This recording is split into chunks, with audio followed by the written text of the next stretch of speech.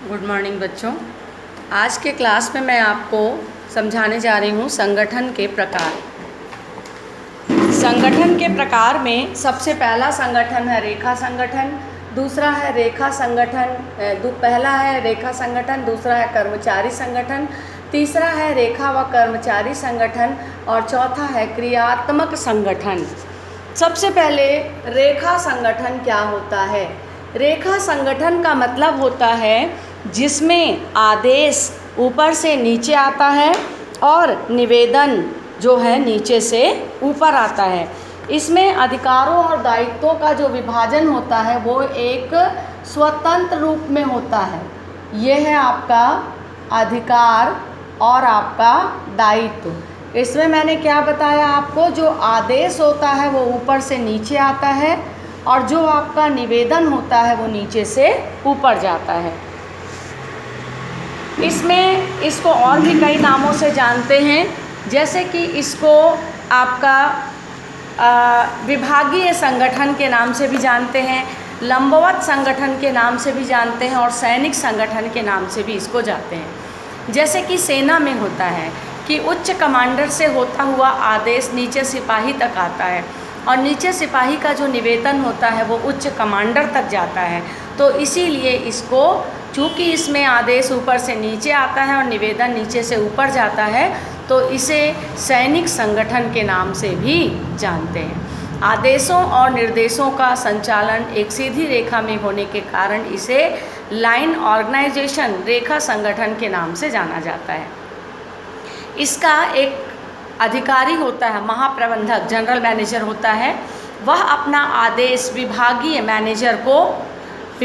Manager superintendent को और superintendent जो है फोरमैन को, और जो फोरमैन होता है वो श्रमिकों को आदेश देता है। तो इस प्रकार से अधिकार और दायित्व जो है एक सीधी रेखा में प्रवाहित होता है, तो इसीलिए इसको रेखा संगठन के नाम से जाना गया है। अब रेखा संगठन की कुछ विशेषताएं हम खुद भी बना सकते हैं, जैसे आदेश ऊपर से नीचे आता है, निवेदन या सुझाव नीचे से ऊपर जाता है, आदेश देने वाला अधिकारी केवल एक ही होता है। इसके अलावा अधिकार सत्ता एक सीधी रेखा में प्रवाहित होती है। प्रत्येक कर्मचारी जो होता है उसको अपने निकटतम अधिकारी से ही आदेश की प्राप्ति होती है। इसके अलावा तालमेल या समन्वय में कर्मचारियों में सुविधा होती है और इस संगठन में कार्यों का क्रियान्वयन जो है सरल होता है। इसमें सर्वोच्च सत्ता शीर्ष अधिकारी के पास ही केंद्रित होती है। तो ये हमने देखा रेखा संगठन के विशेषताएं। उसी प्रकार से रेखा संगठन के लाभ भी हैं, जैसे कि सरल विधि है।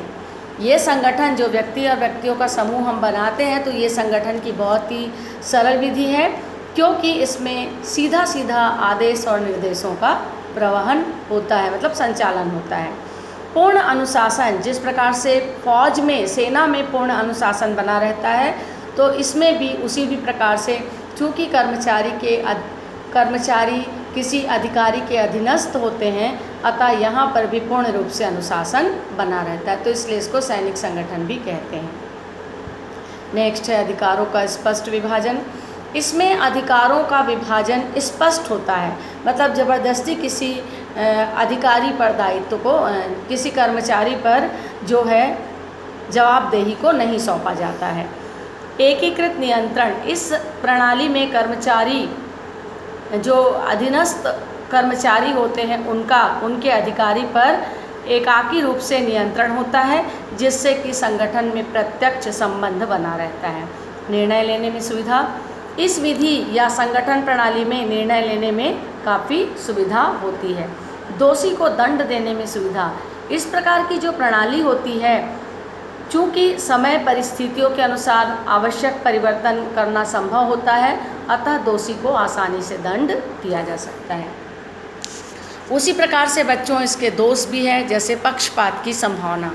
इस प्रणाली में चूँकि उच्च अधिकारी जो है उससे आदेश प्राप्त होता है कर्मचारी को, तो यदि उच्च अधिकारी सही नहीं होता तो ऐसी स्थिति में आदेशों और निर्देशों का किसी के द्वारा विरोध न हो पाने के कारण पक्षपात होता है और मनमानी बने रहने की संभावना भी होती है।